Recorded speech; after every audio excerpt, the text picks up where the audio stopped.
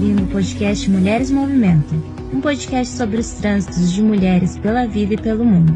Este é um espaço de diálogo para tentar entender o que faz nós mulheres nos movimentarmos. Eu sou a Flávia Shows, comunicadora, internacionalista, virginiana com ascendente em Peixes e Vênus em Câncer. E junto comigo está a Patrícia Silva, também internacionalista, sonhadora, leonina com ascendente em Câncer e Vênus em Virgem. Nesse podcast você vai ouvir um tanto de reflexão e um tanto de trivialidade.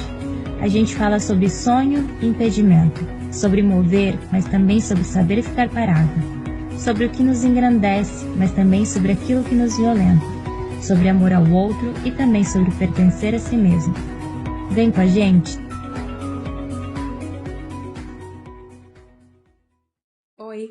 Você sabia que agora pode ser um apoiador oficial do podcast Mulheres Movimentam? O link para a nossa campanha de financiamento coletivo está na nossa bio do Instagram. A campanha na plataforma Apoia-se nos auxilia na produção do conteúdo e conta com recompensas incríveis. Não se esqueçam de conferir. Você ainda pode nos apoiar classificando o podcast no Spotify, se inscrevendo no nosso canal do YouTube e compartilhando com as suas pessoas queridas. E aí, vem com a gente?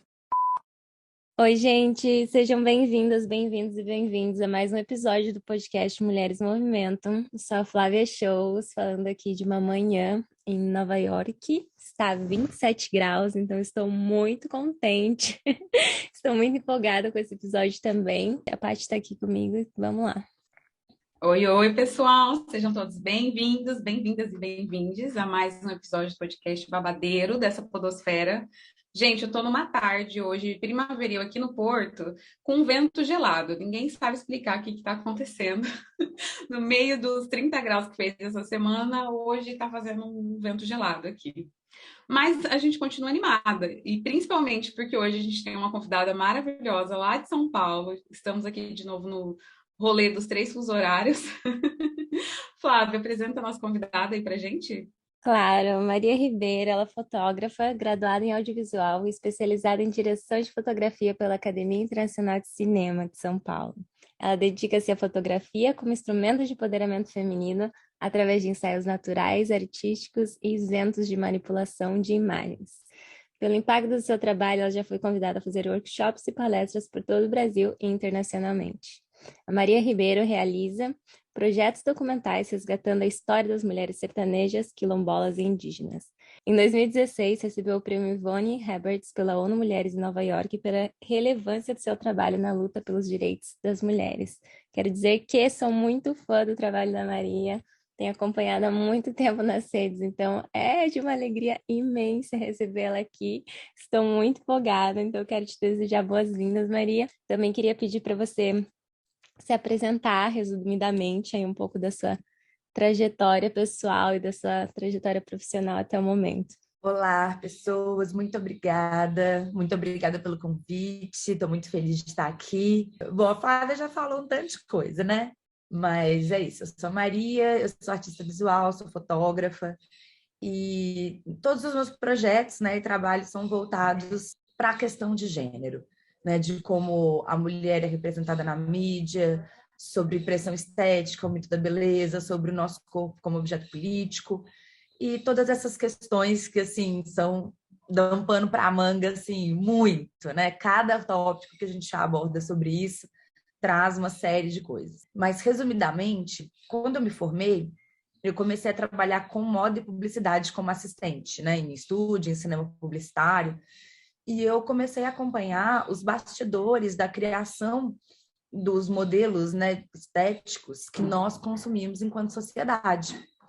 E eu comecei a perceber, né, a discrepância absurda entre o que é e o que é apresentado para a gente. Claro que né, as modelos e atrizes geralmente já estão ali dentro de um perfil que é excludente, mas a quantidade, né, de maquiagem, de truques, de iluminação e principalmente manipulação de imagem é uma coisa absurda.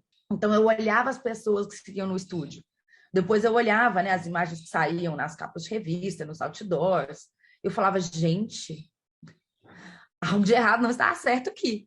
Essas imagens fazem com que milhões de mulheres, eu inclusive na época, se odeiem seus corpos, e é tudo mentira. né, temos que fazer algo a respeito. E foi mais ou menos na época que eu comecei a entrar mais em contato com o feminismo, grupos de Facebook, discutindo, né, Simone de Beauvoir e tal. E aí eu comecei o meu primeiro projeto, que foi o Nós Madalenas, né, que era um projeto onde cada mulher escolhia uma palavra que representava o significado do feminismo dentro da sua própria trajetória. A gente escrevia com batom essa palavra no corpo, fazia uma foto artística em preto e branco, sem Photoshop, né, mostrando o corpo, uma coisa bem crua, assim. E esse projeto deu uma viralizada na época, muitas mulheres queriam fazer, então eu passei o ano inteiro fotografando essas mulheres e mais uma parte do ano seguinte. Foram 100 mulheres de todos os corpos, biotipos, idades, contextos, enfim. Esse projeto se tornou um livro. Esse livro foi premiado pela ONU Mulheres, eu fui para Nova York, e aí começou, né, uma trajetória de fazer projetos ligados a gênero, de muito estudo, pesquisas, experiências incríveis, aprofundando no tema, e que culminou no trabalho que eu faço hoje, né, que é o meu projeto principal, que são as vivências fotográficas, que são ensaios fotográficos inseridos dentro de um contexto maior. Eu converso com cada mulher, entendo a trajetória de cada uma, levo várias ferramentas, né, para a gente fazer um ritual de cura, meditação guiada, aromaterapia, movimento corporal consciente, e aí depois a gente faz as fotos, então é uma coisa bem completa e bem pessoal. Uau, gente, que delícia poder ouvir a Maria falar um pouco sobre esse trabalho que a gente já é fã aqui nesse podcast e acho que é de uma relevância muito grande, mesmo para a gente que está inserida nesse contexto de discutir o feminismo, de discutir as violências que atingem a gente. Eu acho que a pressão estética é algo que está sempre latente, que a gente é alimentado também, né? Por isso, pelas redes sociais, pelas mídias. Que bom que você está aqui e pode trocar um pouco com a gente sobre isso. Bom, eu queria que você falasse um pouco para a gente, Maria. Acho que você traz aí já nesse resumo um pouco de como foi esse encontro, mas eu queria que você entrasse um pouco mais em detalhe de como foi seu encontro com a fotografia e com o feminismo e de quando você resolve juntar essas duas coisas, aliar elas para construir o seu trabalho. Então, eu formei em audiovisual, né? Então, eu já me interessava por fotografia antes, já tinha feito alguns cursos desde adolescente. Mas, né, dentro da faculdade eu tive uma matéria de fotografia, matérias de vídeo, de cinema, de edição, né, tudo isso. E aí, quando eu comecei a trabalhar, né, como assistente, eu aprendi muito sobre fotografia comercial, né, essa parte de fotografia de moda, de produtos, de publicidade, retratos, enfim. E foi essa época também que, coincidentemente, eu comecei a ter mais contato com o feminismo. Eu não sei quantos anos vocês têm, né? Mas a gente, vou dizer que de modo geral, cresceu numa geração que teve um hiato, né? Dessas questões de falar sobre gênero, sobre feminismo, sobre direitos das mulheres, né? Eu não cresci ouvindo falar nada sobre isso. Eu comecei a realmente entrar mais em contato nessa época, 2014, mais ou menos, através de grupos de Facebook, vendo textos publicados, alguém falando sobre isso, indo procurar saber, aí pedindo para entrar nos grupos. Nos grupos tinham pequenos textos, né, que são tirados dessas obras, e a gente começou a falar sobre isso.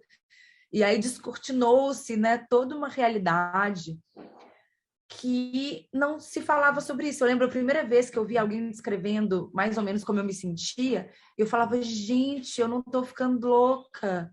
É um sentimento que existe, tem mais pessoas se sentindo assim. Nossa, como assim? A gente não estava falando sobre isso antes. Então, né, foi aquele boom. E, ao mesmo tempo, o desconforto, né, e a indignação cada vez maior com o trabalho que eu estava realizando, né? Eu trabalho com imagem e eu estava percebendo o tipo de imagem que a gente veicula, né? Nessa época, eu ainda não tinha lido O Mito da Beleza, que foi, né, um divisor de águas na minha vida, inclusive, né, recomendo. Mas no Mito da Beleza, a Naomi Wolf fala que a estratégia atual é bombardear a gente com milhares de imagens desse ideal de beleza inatingível para nos causar todos aqueles sentimentos de insuficiência, de frustração, de incapacidade, de não merecimento, enfim. Então, a imagem, ela tem um poder muito grande, né? É aquela coisa, uma imagem, às vezes, fala mais que 1000 palavras. Se colocar nesse lugar de, não, vamos entender como são nossos corpos de verdade, vamos parar de esconder características normais dos corpos das mulheres que foram, né, historicamente consideradas como defeitos, e isso não foi à toa, porque isso é uma forma de controle, né, sobre os nossos corpos. Então, foi um desafio, assim, foi super desafiador. Eu fui parar no hospital 3 vezes, então eu fui percebendo, falei, peraí, esse negócio aqui não tá legal, não é isso que eu quero fazer com o meu trabalho. E aí surgiu, nunca tinha fotografado antes, né? Eu tinha sido apenas assistente em outros, né? De outros fotógrafos, de outras equipes que já eram profissionais. E aí eu comecei esse projeto também com amigas, né? E aí eu fiz um Tumblr na época para a gente compartilhar essas fotos. Aí as amigas das amigas viram que iriam fazer, as amigas das amigas das amigas também. E aí surgiu esse primeiro projeto que foi assim, feito aos trancos e barrancos, sem verba, sem equipamento, sem estúdio, sem planejamento. Foi assim, na cara, na coragem e no coração. Mas, né, basicamente o encontro foi esse. Ah, incrível, Maria. Eu fico aqui pensando, tanta coisa, né? Eu acho que você pergunta da nossa idade, né? Eu, a Paty, a gente tá nos late 20s, né? Eu tenho 28, a Paty tem 27? 27.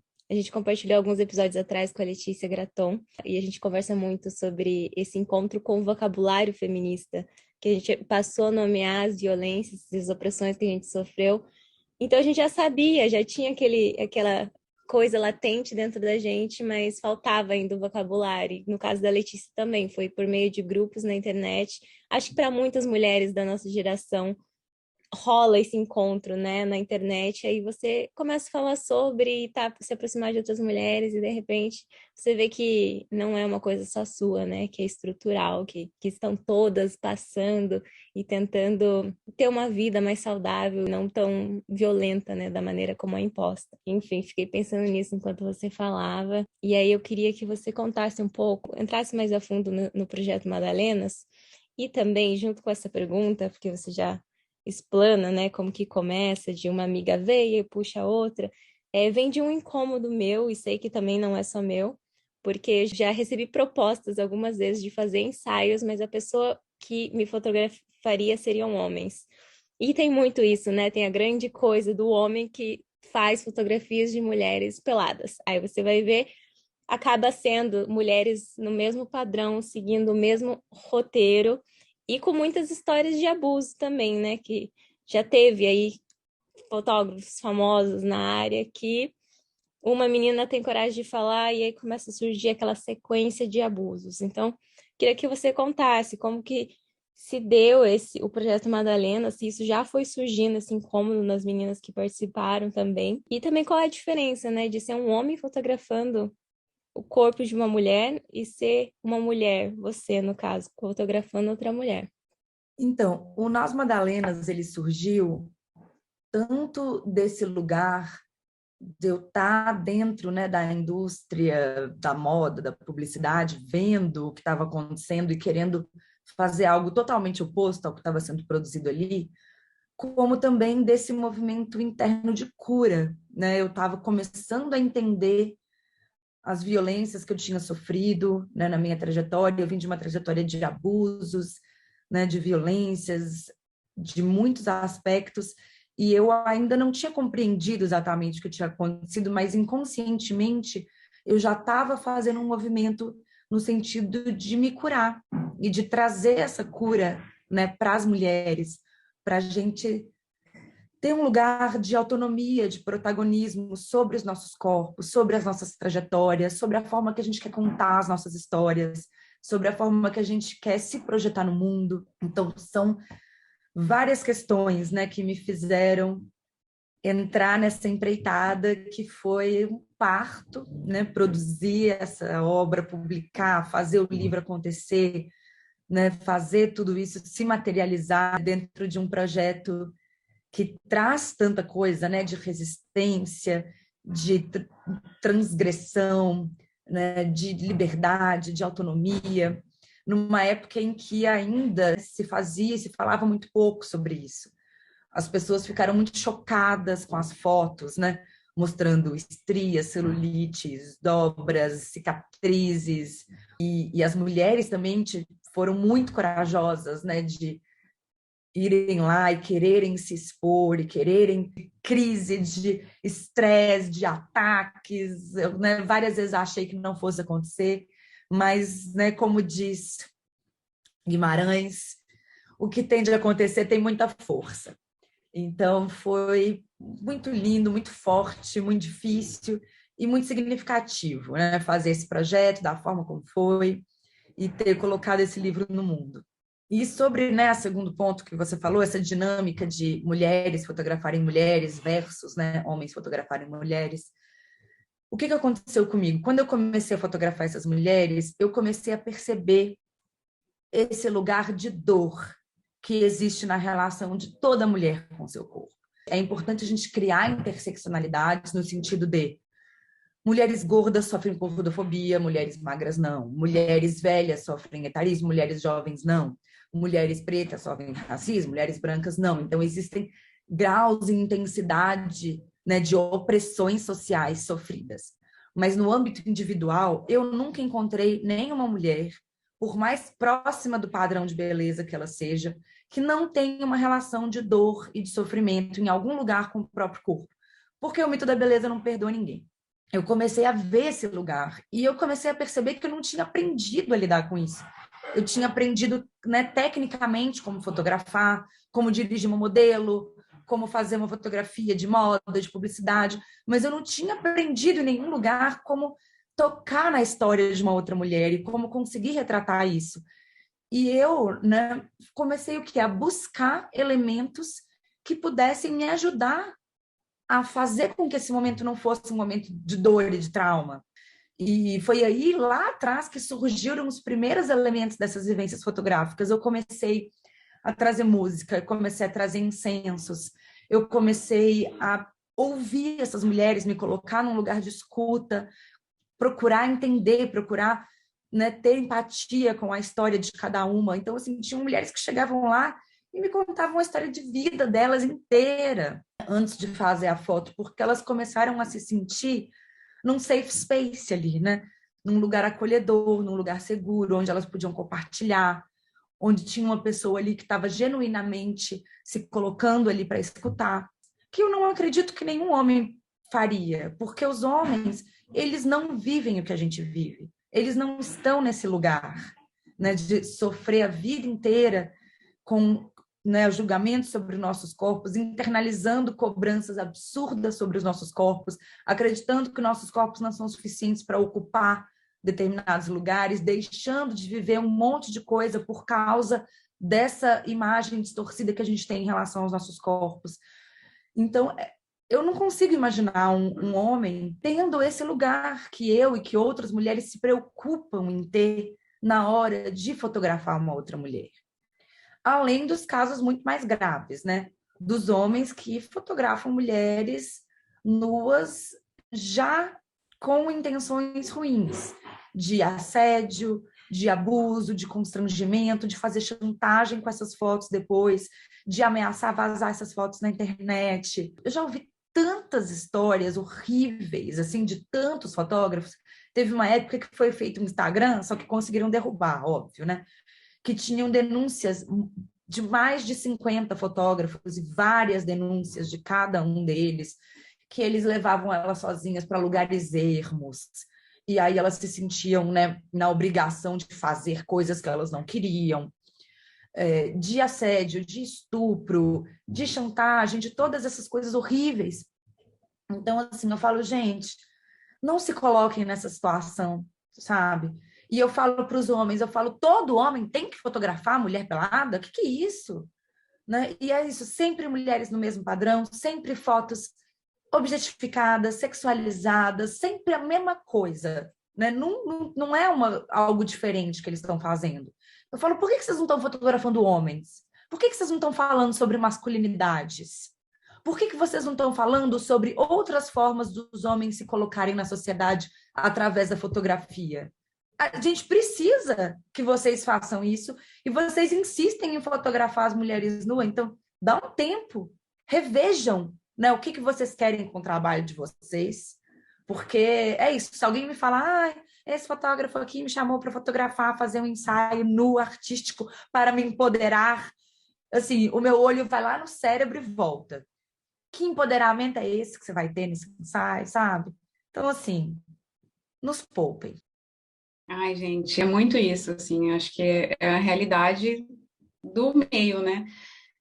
Você falando me lembrou, é isso, vai lembrando as situações que a gente passa por essas coisas, né? Eu lembrei que teve uma época da minha adolescência que eu participava muito de desfiles de beleza, umas coisas assim, e tinha um mercado, e é exatamente isso, era um mercado de fotógrafos que literalmente assediavam meninas menores de idade para que elas fossem para agências de modelo, com uma desculpa de agência de modelo, alguma coisa assim. E era literalmente um mercado. E muitas meninas ali, para poderem ser fotografadas, ainda tinham que mandar uma foto de lingerie ou com o corpo de fora. Então, uma coisa assim, escrota, baixíssima, nojenta, que entra nisso, né? Sobre esse tipo de violência que a gente acaba passando. Eu queria te perguntar, acho que assim, você traz muito disso, né? Dessa relevância que tem esse seu trabalho, acho que não só pelo impacto visual e a reflexão que causa, mas também justamente para mostrar que dá para ser diferente, que tem gente fazendo diferente, e que então vamos fazer todo mundo diferente, vamos pensar outras formas, né?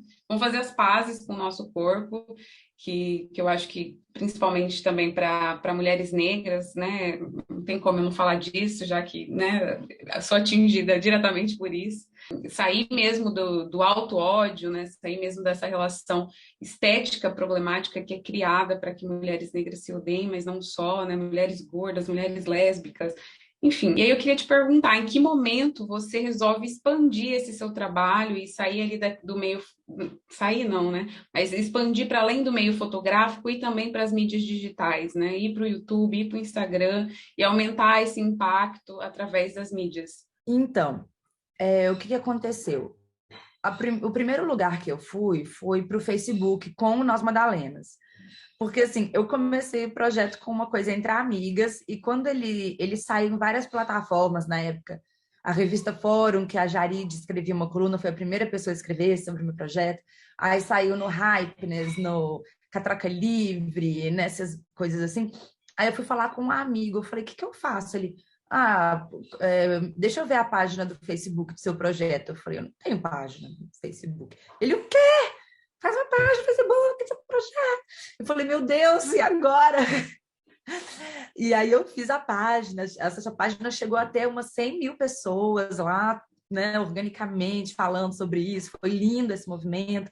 Aí cada foto que eu fazia, né, eu postava lá, e foi muito legal, né, porque é isso, era uma coisa muito nova, então as pessoas, né, trouxe muitas discussões, muitos questionamentos, muita identificação, muito pertencimento, então foi um movimento muito lindo.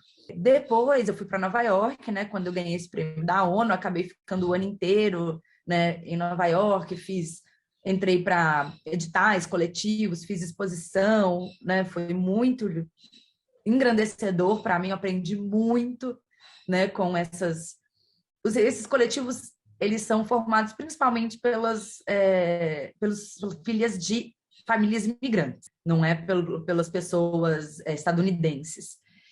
E elas são incríveis, me ensinaram muito, coletivos sobre gênero, sobre decolonização, sobre gentrificação, sobre antirracismo, anticapitalismo, foi um aprendizado intenso. E quando eu voltei para o Brasil, eu falei, bom, o que eu vou fazer agora, né? Porque eu realizei uma série de coisas, mas eu não sei ainda o que eu vou fazer com tudo isso. E foi o momento em que eu criei, na verdade, esse processo das vivências fotográficas. Eu falei, bom, eu já sei que eu quero trabalhar fotografando mulheres. Eu já sei que eu quero que esses ensaios sejam mais que um ensaio, né? Eu quero que seja uma coisa transformadora. Essa época eu já tinha lido o Mito da Beleza. Então, assim, eu estava, né? Eu não sei se vocês já leram, mas o Mito da Beleza, gente, ele é um tapa na cara a cada página. Assim, você chora, você fica com ódio, você fica indignada, daí você fica triste, daí você fica querendo fazer revolução. Então, né, eu falei, eu preciso compartilhar isso com as mulheres. Então, primeiro eu pensei que tá, de tudo que eu vivi até hoje, né? Porque entre São Paulo e Nova York, eu passei um tempo no sertão fazendo esse projeto com mulheres quilombolas, mulheres indígenas, parteiras, rezadeiras, também um aprendizado assim afetivo, emocional, maravilhoso. Eu falei, tá, de tudo isso, o que que pode ser útil e interessante de eu trazer para o meu trabalho? E aí eu falei, bom, né, a escuta ativa, eu, né, estudei aromaterapia. Quando eu estava em Nova York, eu morei num ashram por um tempo, aprendi muito sobre meditação, respiração. Vou trazer isso. Eu sou da dança, né? Eu dancei a minha infância e adolescência inteira. Então eu falei, vou trazer a parte de movimento corporal consciente. Então eu fui pegando o que eu tinha de mais especial para oferecer e fui montando esse processo. E eu comecei chamei umas amigas para experimentar, né? Ver o que que dava certo, o que que não dava certo. E eu tive um feedback muito maravilhoso, potente, assim, né? Eu acho que eu fiquei impressionada com a profundidade e a intensidade do impacto desse processo, né, nas mulheres. E eu falei, nossa, é isso, vamos fazer. E aí que eu realmente fui para o Instagram. Eu falei, bom, eu quero divulgar meu trabalho e eu quero falar sobre o mito da beleza. Né? E aí eu acho que no Instagram eu consigo as duas coisas, eu consigo compartilhar todas essas descobertas, essas pesquisas, né? Os meus pensamentos, né? Sobre. Porque eu comecei realmente a fazer uma pesquisa sobre o mito da beleza. Eu li o mito da beleza e eu comecei a estudar sobre. Tudo que era livro que falava sobre representações de mulher na mídia, opressão estética, eu estava lendo. E agora eu estou fazendo uma especialização em mídia, informação e cultura, exatamente, né, com ênfase em gênero. E aí é isso, aí eu fui para o Instagram e comecei a falar sobre isso. Falei, mulheres, ó, quero falar coisas com vocês. E é o que você falou, quando uma pessoa fala, né, todo mundo fala, todo mundo tem uma história para compartilhar, todo mundo quer mandar para alguém. E aí a gente foi criando uma rede, assim, exatamente para falar sobre isso, né? Sobre como a gente se sente, sobre como é a relação com nossos corpos, sobre os absurdos que a gente vê na mídia e como que a gente pode fazer para, né, formarmos uma rede e apoiarmos umas às outras e se curar juntas. É um eterno bora, galera, mulheres. Ai, Maria, na minha dissertação do mestrado, eu estudei a disseminação não consensual de conteúdo sexual. Então, eu tive muito contato com essa literatura da produção de imagens íntimas sexuais por vontade própria e quando que se torna violência, né? Quando que essas imagens saem do contexto de intimidade para uma pessoa que você decidiu compartilhar, quanto que se torna violência quando ela é divulgada e outras pessoas que não deveriam ter acesso estão ali vendo você naquela situação. E eu tenho um capítulo que eu só discuto isso, essa produção, quando ela é feita, quais as motivações que levam uma mulher a produzir essas imagens, e claro, né, entra muito nesse contexto da intimidade, de uma forma de manifestação erótica. Realmente, você vai tirar um nude, tem uma série de implicações, né? Não é somente uma imagem. E aí eu reflito muito sobre como a produção dessa imagem, por mais que ela possa significar liberdade, significar uma autonomia sobre o seu próprio corpo, ter essa sensação e essa questão do empoderamento presente, mas se a gente faz essas imagens em um contexto onde a violência de gênero opera, onde a gente está num contexto de desigualdade entre os gêneros e de muita violência sobre as mulheres, sobre a subjetividade, sobre os corpos de mulheres, como isso ainda continua sendo um ato, né, de liberdade, se a gente está inserida nesse contexto. E aí eu entro, né, em toda a discussão do meu objeto de pesquisa, que é quando vira violência. Mas o que eu queria te perguntar, fazendo essa introdução, é sobre essas mulheres. Como que você vê, como você recebe esse feedback delas? Como é para elas fazer essas fotos, o depois? Porque elas entram nesse processo também num ambiente de segurança, que elas conseguem contar sobre as dores, sobre as violências que sofreram. Se tem também essa questão de ser uma manifestação de um erotismo, de se sentir poderosa de alguma maneira? Como que essas questões aparecem para essas mulheres que você já fotografou? Então, a gente fala, né, na meditação e na introdução da vivência, a gente fala muito sobre beleza, sobre o que é a beleza, sobre por que a beleza é vendida para a gente de determinada forma. E eu posso, né, adentrar um pouco mais nisso daqui a pouco. Mas o que acontece? Existe, assim, né, todas falam que elas se sentem muito poderosas, com muita energia, e existe uma manifestação de erotismo, sim, mas não da forma que a gente costuma ver. Se você entrar no meu Instagram, você vai ver que as fotos, elas não estão ali numa sexualização embalada para consumo masculino. Elas não são pornográficas, elas não são nem eróticas. Elas são simplesmente uma mulher existindo ali em toda a sua plenitude. Ela está se sentindo linda, poderosa, maravilhosa, incrível, mas é uma energia, é um erotismo mais visceral, sabe? Uma coisa mais assim da mulher selvagem, para contextualizar um pouco. Então a gente se solta de uma forma assim, encontrando outros lugares, outros tipos de manifestação do poder, da beleza, da sexualidade, que não é esse que a gente aprendeu para ser desejada pelo homem e pela sociedade. E isso é uma coisa que é muito interessante, porque vocês já devem ter visto que eu e outras artistas que trabalham, né, com um lado não erótico da nudez feminina, a gente sofre muito com o Instagram, com as redes, porque a gente é sempre ameaçada, nossas fotos são sempre excluídas, muitas artistas já perderam conta. Mas quando a gente denuncia contas que realmente são problemáticas, né, que são pornográficas, que têm pedofilia, que estão ali objetificando a mulher, essas contas nunca caem. Porque a nudez pornográfica da mulher, ela nunca incomodou a sociedade. Tá aí a globeleza, né? Desde a nossa infância, em TV aberta, banheira do Gugu, todas essas manifestações, né, pornográficas da mulher não incomodam a sociedade, faz parte, né, da cultura do estupro, que é, né, uma estrutura integrante do patriarcado.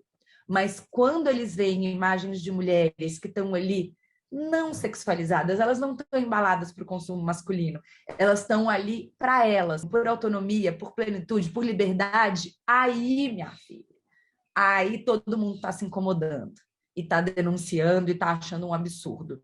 Porque o que incomoda é ver uma mulher se libertando, não é a nudez da mulher, né? E quanto mais fora do padrão são esses corpos, mais problemas a gente tem. Porque imagina uma mulher fora do padrão se sentindo linda, maravilhosa e plena, né? Nossa, não pode. Então, é muito, muito, né, interessante, questionável, né, a forma como a sociedade reage aos nossos corpos. Ainda, né, adentrando um pouquinho sobre essa questão de beleza, o que acontece? A gente é vendida, desde que a gente nasceu, a ideia do que é a beleza. A minha geração, a gente teve as princesas da Disney, a gente teve as bonecas da Barbie, as Paquitas da Xuxa, todas elas reproduzindo exatamente o mesmo padrão hegemônico, colonizador, eurocêntrico, né? O que é bonito? Essa é uma mulher branca, alta, magra, com traços longilíneos, loira, dos olhos azuis. Eu conto que meu primeiro sofrimento com o mito da beleza fui eu que era uma criança gorda, de cabelinho preto enrolado, baixinha, aquela, né? E eu chorava porque eu queria ser uma Paquita da Xuxa. E eu nunca ia poder ser uma Paquita da Xuxa, né? Daquele jeito. Então eu chorava aos prantos com 4, 5 anos. Então você vê que as violências começam muito cedo, mais do que a gente imagina. E aí nós fomos bombardeadas a vida inteira com esse padrão. Aí foram as Angels da Victoria's Secret, foi Gisele Bündchen, foi a Rachel do Friends, foi Paris Hilton, foram todas versões, né, do mesmo padrão. E aí o que acontece? A gente é bombardeado tanto com essa imagem que a gente absorve no subconsciente essa limitação do que é o belo. O belo foi sempre mostrado para a gente com as mesmas características. Então, a gente entende que algo, para ser belo, precisa atender essas características. Por isso, né, que quando a gente se olha lá no espelho, você vai experimentar sua brusinha, e você olha no espelho, você vê um corpo normal, de uma mulher normal, que tem, né, celulite, que tem estrias, que tem gordura, ou que não tem, enfim, né, com as particularidades do seu corpo, antes de você conseguir processar que existe uma indústria que lucra com isso, patriarcado, blá, não dá tempo. O seu subconsciente já compara isso com as imagens que você absorveu a vida inteira, que são belas, e já não dá match. E ele já rejeita. Então, você já não gosta daquilo que você vê, antes de você conseguir criar qualquer raciocínio a partir disso. Por isso que é tão difícil a gente conseguir amar e aceitar e fazer as pazes com o nosso corpo, porque a gente foi ensinada e programada para não conseguir fazer isso. E aí as pessoas falam, mas e aí, Maria? E agora? Né? Passei a vida inteira sendo bombardeada, programada, e o que eu faço com isso? Eu falo, olha, eu conheço 2 caminhos aqui para quem quer, né, melhorar sua autoestima e se sentir bem. Um é você ficar modificando seu corpo para tentar entrar nesses quesitos. Mas o que eu observo desse processo? Que é um processo ilusório. Vamos supor, você quer colocar silicone. Aí você vai lá e coloca silicone. E isso te dá uma sensação, né, de uma autoestima elevada por um tempo. Por quê? Porque sempre vai existir outro defeito, entre aspas, que precisa ser corrigido, entre aspas. Né? O sistema não para de criar problemas no corpo da mulher para te vender a solução. Até clareamento de cu, essa galera tá querendo enfiar a goela abaixo. Não há limites, não há limites. Então, se você vai precisar corrigir isso, vai aparecer um outro problema. Aí você corrige ele, aparece um outro problema. Aí você corrige ele, aí de repente você tá lá, né, na demonização facial, parecendo um alienígena, e não importa o quanto, né, de botox que você vai colocar, meu amor, uma hora você vai envelhecer. Então, eu entendo que esse é um caminho com uma trajetória que não tem como você ganhar. Você sempre vai perder. E causa muito sofrimento, muita frustração. E você coloca todo o seu tempo, sua energia, seus recursos, seu dinheiro nesse processo para conseguir chegar nesse corpo perfeito que nunca chega. E você arrisca sua saúde, sua vida, né? Toda hora a gente vê alguma modelo aí que morreu por causa de lipo, por causa de silicone. Então, assim, eu não recomendo. O outro caminho, que é o que eu trabalho e que eu considero, né, um caminho que faz mais sentido, é a gente entender as causas dessa autoestima e entrar num processo de cura. Não é um processo que acontece do dia para a noite, não é um milagre. Eu não vou falar que vem fazer uma foto e amanhã você nunca mais vai ter nenhuma questão com o seu corpo. Não é assim que funciona. Mas é um caminho que, pelo que eu observo, ele traz conquistas reais. Cada passo que você dá, você sente as melhoras no seu corpo. E é um caminho sem volta. Eu já fui mais magra, eu já fui mais forte, eu já fui uma pessoa mais próxima do padrão do que eu sou hoje. Mas eu nunca me amei tanto quanto eu me amo hoje. Pelo contrário, quando eu tinha 20 e poucos anos, eu tinha uma relação, assim, totalmente adoecida com o meu corpo. Quando eu era adolescente, eu tive hipotireoidismo, eu engordei 12, 15 quilos de repente, eu tive que sair do balé, eu parei de dançar, eu não saía de casa, eu não tirava o moletom, eu não biquíni, então nem pensar, eu não usava nem camiseta de manga. Eu parei minha vida inteira por causa do meu corpo. Então, entrar num processo de cura tem a ver com você parar de basear a sua autoestima no formato pelo qual o seu corpo se apresenta naquele momento. E aí você vai conseguir fazer as pazes com ele e fazer as pazes com a mudança que o tempo traz. Porque os corpos mudam, você muda e o seu corpo te acompanha nisso, na fase de vida que você está, nos desafios que você está enfrentando naquele momento. A gente passou por uma pandemia, os nossos corpos mudaram. Você vai envelhecer, o seu corpo vai mudar, isso é normal. e você se preparar para acolher o seu corpo nessas mudanças é um caminho de cura real. E as imagens de corpos dissidentes, elas ajudam nisso. Por quê? Quanto mais você conseguir consumir imagens de corpos de todos os formatos, de todos os tipos, de todas as idades, colocados ali enquanto signos de beleza e de poder e autonomia, né? Não aquele corpo rejeitado, aquele corpo no poder mesmo. Mas você vai pegar aquela caixinha que te venderam como beleza e você vai expandir a sua concepção do signo do que é belo, e você vai conseguir abarcar outros corpos, outros biotipos, outros contextos. E, principalmente, mais importante, o seu corpinho.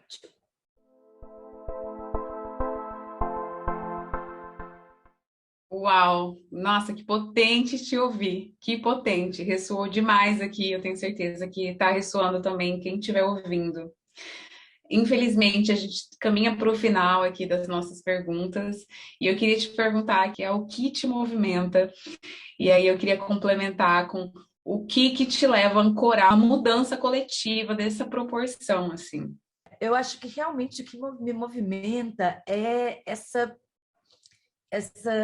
tanto o desejo quanto a indignação de ver nós, mulheres, com todo o nosso talento, a nossa criatividade, a nossa potência, nosso potencial de criar, de revolucionar, de fazer, de viver, adoecidas, né, por um patriarcado, por um sistema misógino, injusto, cruel.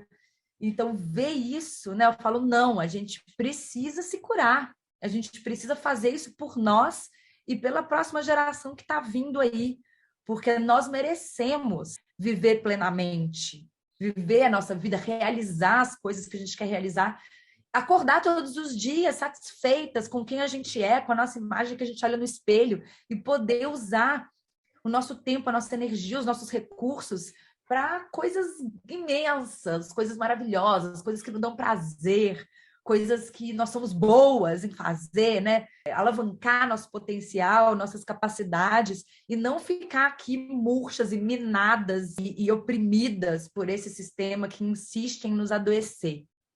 Então, né, isso me dá raiva, isso me dá uma ira, né? E isso também me dá esse desejo da gente ser a cura uma da outra.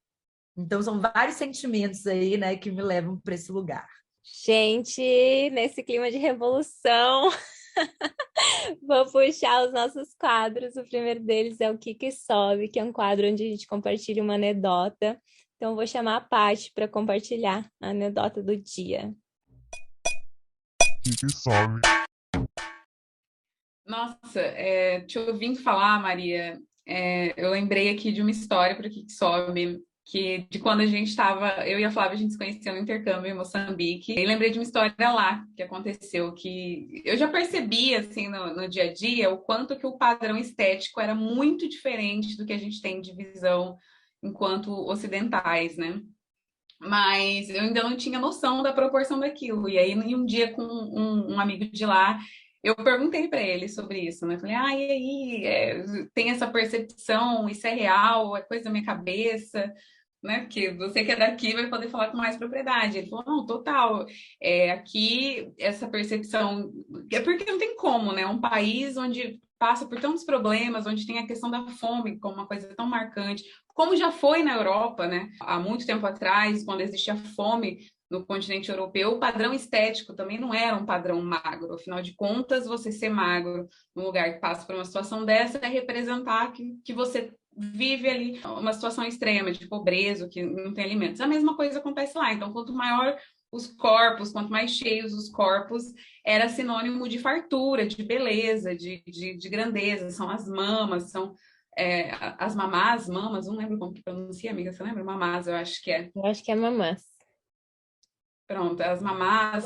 Então, tem essa relação, assim, com o corpo. E isso mexeu demais comigo, assim, porque eu ganhei muito peso também quando eu fui para Moçambique, né? Acho que existia na minha bolha coletiva ali uma ideia de que, eu tô indo para a África, e aí, na verdade, eu cheguei a escutar isso de uma forma explícita. Você vai pra África e você lá não tem comida, e está doido, e não sei o quê. A gente até falou já sobre isso aqui nesse podcast. E durante o processo, eu vivi ali um dos 4 meses mais felizes da minha vida. E o meu corpo, ele respondeu aquilo, né?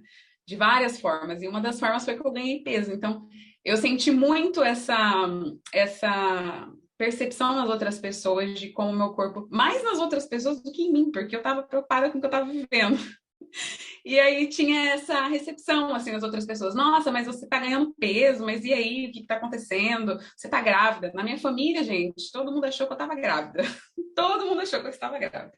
Eu, gente, não tô grávida. Na verdade, eu brincava ainda. Falava, eu tô grávida, eu nem sei quem é o pai. Ai, ai, gente, mas meu que sobe é esse, vamos desconstruir, porque além dessa questão patriarcal, eu acho que essa visão que a gente tem dos nossos corpos também faz parte de um sistema colonial, um sistema que vai falar que esse padrão é um padrão que foi definido por alguém, gente. Esse alguém é um homem branco, pode ter certeza. Eu acho que é muito interessante isso que você trouxe da questão dos padrões estéticos, né? Eu também sempre falo que padrões estéticos, gente, são construções sociais como outras qualquer. E a forma mais fácil de ver isso é que ele muda com o tempo e com o espaço. É só olhar as pinturas da Renascença, por exemplo, para você ver que as musas renascentistas são mulheres que seriam hoje consideradas muito fora do padrão. E que esse padrão ele sempre tem a ver com capitalismo. O que você falou, por exemplo, né?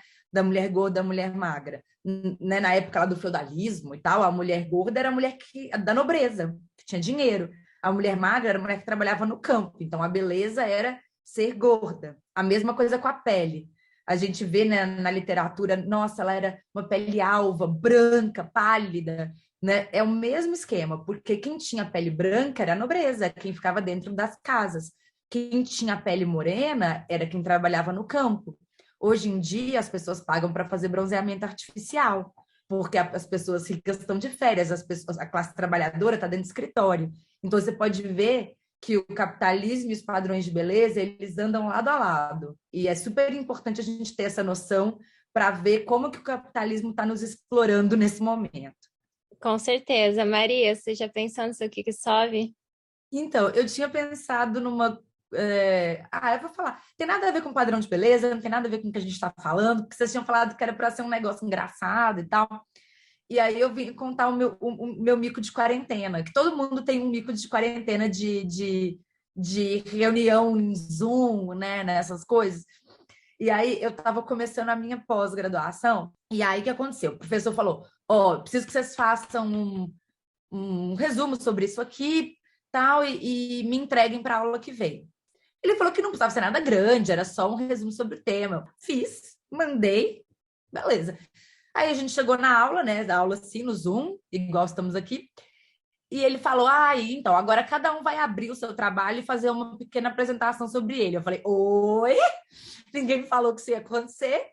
Aí a galera começou a abrir os trabalhos deles, eles tinham feito assim 2 páginas de desenvolvimento da ideia. O meu, assim, com as referências bibliográficas, dava meia página. Eu falei: nossa, velho, que Odeio! Aí eu não tinha mais jeito, né? Eu já estava lá, chegou minha vez, eu abri a minha meia página michuruca lá, fiz, né? Morrendo de vergonha lá, falei sobre o que que era. Aí fechei a câmera, né? Aí eu peguei o celular, eu fui falar com uma amiga e eu fiz um áudio, falei: amiga, eu fui muito humilhada agora na minha pós. E eu tinha deixado o áudio aberto e todo mundo ouviu. Eu falei: gente, a pessoa Nossa, eu sofri aqui desse lado. A pessoa ela não se contenta em se humilhar um pouco, ela tem que ir fundo na humilhação, assim. Aí eu, desculpa, gente, deixei o áudio aberto. Foi lá, fechei, falei: meu Deus, que morte horrível. Ninguém me conhece, eu vou ser conhecida como a menina da gafe, da humilhação, velho. Não. Nossa, Mas enfim, é isso, gente. Estamos aqui para isso. Humilhação é com a gente mesmo, tá tudo certo. ai, no clima da humilhação. Eu fiz isso esses dias de deixar o microfone aberto, mas a sorte é que eu recebi uma ligação e eu atendo a ligação e falo: não posso porque agora estou ocupada. Aí eu desligo. E aí eu só vou no chat, os meninos falando, tem alguém falando, tem alguém falando. Eu falei, nossa, olha que classe é minha. Desliguei a ligação pra estar na call. Eu falei, nossa, foi muito sucesso, foi o inverso. Aí, ó, isso que é personal marketing, tá vendo, gente? Não façam como eu, faça como a Flávia. A Deus estava do meu lado naquele dia. Não, eu tenho dois comentários. O primeiro é sobre a fala da Paty, e eu trouxe aqui no episódio com a Beth, que eu conto no meu processo de entrar na universidade, no curso de dança, que eu falo dos pelos do corpo, né? Que eu tinha deixado os pelos das minhas axilas crescerem na época. Eu fui fazer uma apresentação dançando Dança do Ventre, que é um contexto, assim, muito conservador ainda, e de performar, né? Ser ali muito na feminilidade para dançar. E aí, com a Paty falando, eu lembrei de como foi esse processo, porque se relaciona muito com o que a Maria estava falando. Eu lembro que eu comecei a seguir páginas no Instagram com mulheres que tinham pelos nas axilas. Porque eu entendia, gente, eu entendia tudo. Eu entendia, eu sabia na teoria que, cara, mulher faz o que ela quiser, mas eu não conseguia achar bonito. E não era nem isso, assim, de achar que era sujo, eu entendia tudo. Só que É que você nunca viu, né? Como a tá gente cresceu dentro, sem referência. e tá Como é que você vai dentro achar da gente. bonito um trem que você nunca viu? Uhum. E tá tão dentro que mesmo já sabendo, eu não consegui achar bonito. Eu falei, isso tá errado, tá errado. Aí eu comecei a seguir, assim, propositalmente, via uma, e aí comecei a ver umas fotos de famosas, né? Essas bem padrãozão. E também comecei a me alimentar dessas imagens, e eu nunca tive, assim, grandes questões, mas também por ser uma pessoa dentro do padrão. Mas também de estria, era uma coisa que me incomodava. Quando eu tinha, imagina, uns 13 anos, eu me incomodava com estrias. E eu comecei também a seguir páginas, tem uma artista que ela coloca glitter nas estrias das mulheres. Ih, E eu comecei a seguir essa página e eu curtia tudo. Tinha, tipo, sério, umas 50 imagens de estrilhas com glitter. E eu comecei a ver e foi acontecendo, assim. Foi eu comecei a achar bonito. Até que. E tinha uma também que era os pelos que viravam. Era uma outra artista que fazia os pelos virando flores pelo corpo da mulher. E aí foi indo devagarzinho até que eu fui. Entre 2017 e 2018, eu fui passar uns dias na praia e eu já tava, assim, em alguns momentos deixava os pelos crescerem também. Não, eu nem tenho tanto pelo, então não fica tão aparente, mas pra mim era, nossa, só a guerreirona, né? Olha, a feminista aqui. E nem dava pra ver o pelo, e eu achando a coisa mais linda. Eu fui pra praia ficar com uma prima minha, lá na casa dela, tava lendo um livro, a gente tava lá nesse clima, veio uma amiga dela que fazia tatuagem por hand poke, que eu fiz a minha tatuagem do pulso, que é o símbolo do feminismo. A gente ouvindo rap feminista, paguei R$ 30 pela tatuagem de hand poke, que era o símbolo, foi só para ela comprar cerveja, nada. E nesse dia eu decidi, quer saber, eu vou pra praia sim. E foi a primeira vez que eu fui num lugar público, assim, mostrando meus pelos, e eu me senti nossa, a rainha do rolê, né? Consegui. Foi quando eu consegui passar a achar bonito. Eu ainda depilo meus pelos e eu vejo que eu acho que é uma coisa importante também. Depende também das pessoas que eu estou rodeada. Então, quando eu tô com uma pessoa, alguém que eu tô me relacionando, e eu sei que essa pessoa me incentiva de alguma maneira a ser eu inteira e completa, eu vejo que eu fico mais à vontade. Quando eu ainda tô indo, vou num primeiro date, por exemplo, hoje em dia eu não ligo tanto, mas ainda vem na minha cabeça, sabe? Será que eu depilo antes? Isso vai pra tudo, né, gente? Não tô falando só de pelos de axila, pelos de maneira geral. Para as mulheres, acho que quando a gente ainda sai daquele ambiente, ou quando eu tô com amigas que são muito, ai, faço depilação a laser, blá, blá, blá, eu ainda fico naquela, sabe, aquele pezinho mais atrás. Aí quando eu tô com minhas amigas tudo doida, aí, uhul, né, sejam livres, aí eu já tô uhul também. Então, eu vejo que por a mais que, importância de um ambiente acolhedor, com né? certeza, que mesmo que dentro de você esteja já concretizado, quando a gente é colocada, né, em outros ambientes, que daí você vê, é aprovação, tipo assim, aí, vai continuar ou você só é empoderada, né, quando lhe convém? E aí, enfim, esse era. Bom, acho que esse pode ser meu que sobe, senão eu vou ficar muito extenso, que eu já acho que foi uma trajetória aí, que ainda, né, continuo trilhando de aceitar, amar meus pelos Ah, e tal, estamos ok com isso. todas, né? Uhum. Sim, Ah, e posso falar uma coisa sobre pelos? Porque pode. pelos, aquelas assim, né? A pessoa não para de falar. Mas é que pelos é um tema muito polêmico que eu já abordei várias vezes e sempre tem uma super questão. Porque as pessoas falam, ah, Maria, mas eu não depilo para outras pessoas, eu depilo para mim, porque eu gosto, porque eu me sinto bem. O feminismo é sobre a mulher fazer o que ela quiser, então eu quero depilar e tal. Eu falo, bom, vamos por partes aqui, essa sua declaração. Primeiro, feminismo não é exatamente sobre a mulher fazer o que ela quiser. Feminismo é uma luta coletiva para a equidade de gênero, tá? E agora vamos entrar mais na questão do que é o que você quer e o que é o que você gosta. Eu acho muito importante a gente ter essa consciência de que a gente não cresce num vácuo. A gente cresce inserida dentro de uma sociedade, absorvendo todos os conceitos que aquela sociedade nos ensina. O que é certo, o que é errado, o que é legal, o que é ilegal, o que é feio, o que é bonito. A gente aprende isso. Isso não vem assim do fundo do nosso coração. Porque senão você acha que todo mundo acha as mesmas coisas bonitas, por quê? Por uma incrível coincidência? Não, porque todo mundo aprendeu as mesmas coisas. Então você foi ensinada a gostar de depilar. Você foi ensinada a achar bonita a sua pele lisinha, a achar feminina, a achar que os pelos são sujos, estranhos, masculinizados. Eu era assim, eu me sentia suja se eu não tivesse depilada. Principalmente a perna, porque eu sofri bullying na escola por causa da perna. Então, eu tinha uma questão com a minha perna, assim, se eu tivesse com pelinhos, eu não usava short, eu não saía biquíni nem pensar, etc. E é isso, a gente, é o que eu estava falando, a gente não tem referência. A gente viveu a vida inteira sem ver uma mulher com pelo. Até na propaganda de Gillette, a mulher já estava depilada quando aparecia. No filme, no cinema, na televisão, as pessoas ficavam numa ilha perdida semanas, elas não tinham o que comer, elas não tinham água, mas elas estavam o quê? Depiladas. Tinha o quê? É um Uma clínica de absurdo. depilação atrás da moita, porque não é possível, não tinha um pelo naquela mulher. Então, assim, quando você para pensar, não é um absurdo isso? Eu falo, gente, a gente viveu a vida inteira sem ver, nunca ver uma mulher com pelo. Claro que você não gosta, meu amor. É óbvio que você não se sente bem com pelos. Você foi ensinada a ser assim. Eu não estou dizendo que você precisa depilar, que eu vou tomar sua carteirinha de feminista se você se depilar. Não é isso.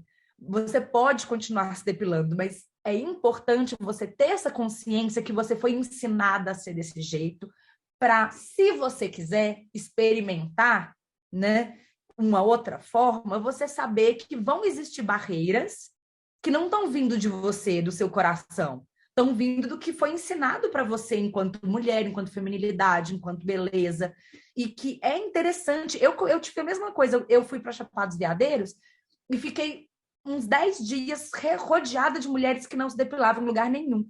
E no começo, eu buguei. Eu fiquei, como assim, gente?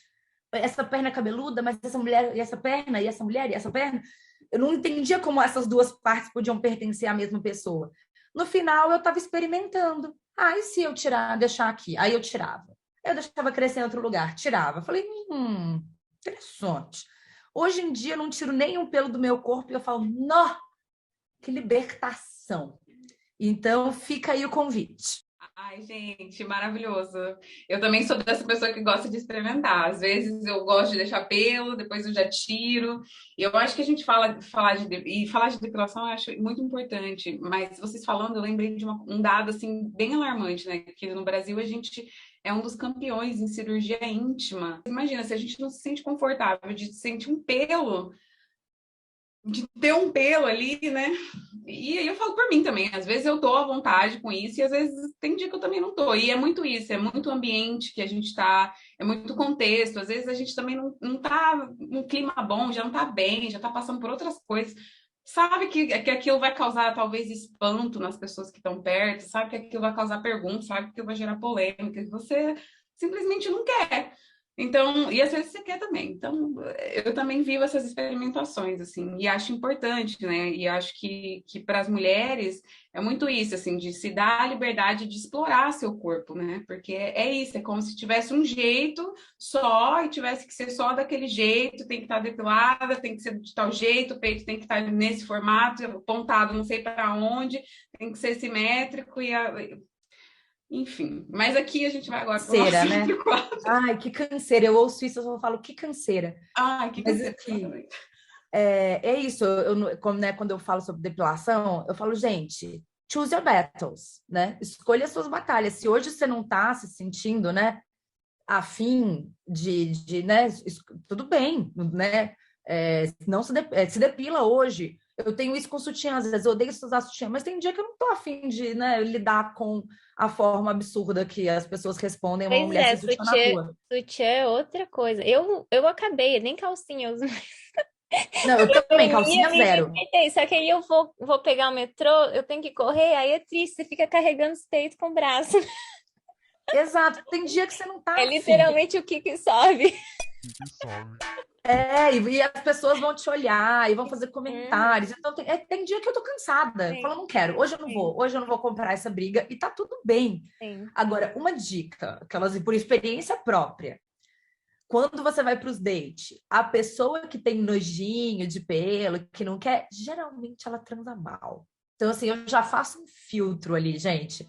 Se a pessoa não acha ruim, eu já, nossa, tô me livrando de mais um sexo ruim na minha vida. Ah, com Então, certeza, com certeza. Eu uma sou. dica. Essa teoria tenho experiência empírica nela. Cheguei a essa conclusão depois de várias experimentações. Ai, ai. Bom, gente, agora a gente vai para o nosso quadro Movimentando as Ideias, o nosso canal aqui de indicação, de trocas.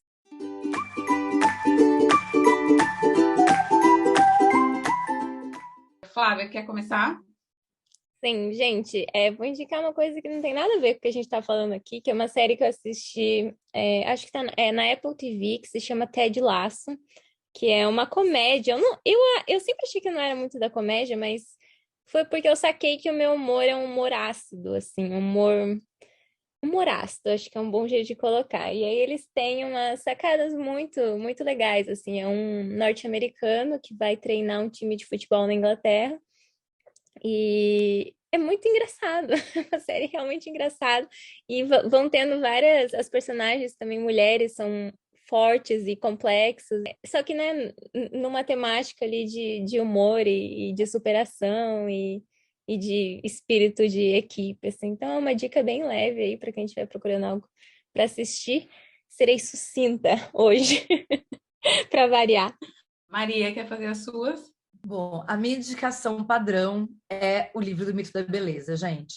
As minhas amigas falam que eu pareço o Tim Maia. Eu fico, leia o livro, leia o livro.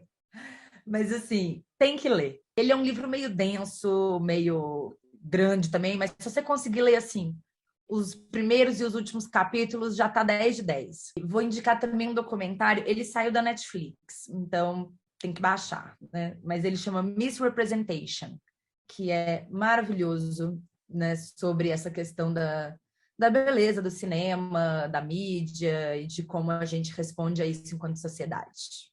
Bom, gente, vou fazer as minhas então. Eu tento seguir pessoas que trabalham com essa positividade no corpo, né, em relação a isso. Então, eu vou indicar aqui algumas pessoas, inclusive algumas que eu já até recomendei aqui, que eu sei. Uma delas é a Polly Oliveira, que eu recomendei no começo, acho que na primeira temporada ainda, que é maravilhosa, faz um trabalho incrível e, inclusive, é muito atacada, justamente por isso, por estar ali, estar colocando o corpo exposto de uma maneira proposital. Mas também o trabalho da Bruna Bali, que é maravilhosa, ela é profissional de yoga e agora ela está com um curso maravilhoso de yoga para mulheres ansiosas, que também trabalha essa questão com o corpo, porque ela é uma professora de yoga que não está dentro de padrões estéticos, então é maravilhoso. E vou deixar aqui a recomendação babadeira, que é da Leila Brandão, que é maravilhosa, e que agora lançou uma linha inteira de roupas para pessoas de diferentes tamanhos, mas também que traz reflexões sobre como a gente pode se vestir de maneira confortável. Nós, mulheres que somos criadas, ensinadas a se vestir dentro de espartilhos, roupas apertadas e tudo mais. Então, vou deixar aqui no meu hall de indicações. Maria, queria muito te agradecer aqui por ter cedido seu tempo, por ter vindo aqui falar com a gente, por trazer essa força que você traz quando você fala e te parabenizar por estar ancorando um projeto tão bonito quanto esse. Assim, foi uma honra mesmo te ouvir.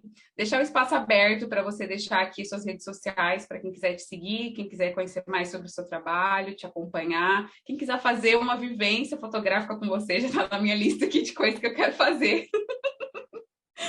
Ah, o espaço aqui é seu. Gente, muito obrigada, obrigada pelo convite. Foi muito bom conversar com vocês. A minha principal rede é o Instagram, né? Maria Ribeiro, _foto, com PH. Tem uma conta no TikTok com o mesmo endereço que eu estou ali trabalhando nessa questão. Mas é isso, eu estou aberta. Se ficou alguma dúvida, se alguém quiser saber mais sobre o trabalho, sobre o mito da beleza, sobre indicações, pode ir lá, me manda DM. Às vezes eu demoro um pouquinho, mas eu sempre respondo. E tô aqui de braços e corações abertos para receber quem quiser fazer uma vivência também. E vocês também, vocês duas, venham para o Brasil, venham nos visitar. Com certeza! Nossa, eu tô aí de olho na Maria já faz anos. Vai acontecer, eu tô muito feliz de você ter participado, Maria. É uma honra, os degrauzinhos desse podcast que a gente vai subindo. Eu quero te dar parabéns pelo seu trabalho, dizer que eu te admiro muito e que foi um prazer te ter aqui. Dizer aos nossos seguidores para darem 5 estrelinhas no Spotify, se vocês estão ouvindo a gente no Spotify, ativarem as notificações dos episódios. Estamos no YouTube. A Aurelo é uma plataforma que remunera produtores de conteúdo, então se você escutar a gente por lá, você também vai estar ajudando aqui esse projeto. Um beijo para todo mundo e nos vemos em breve.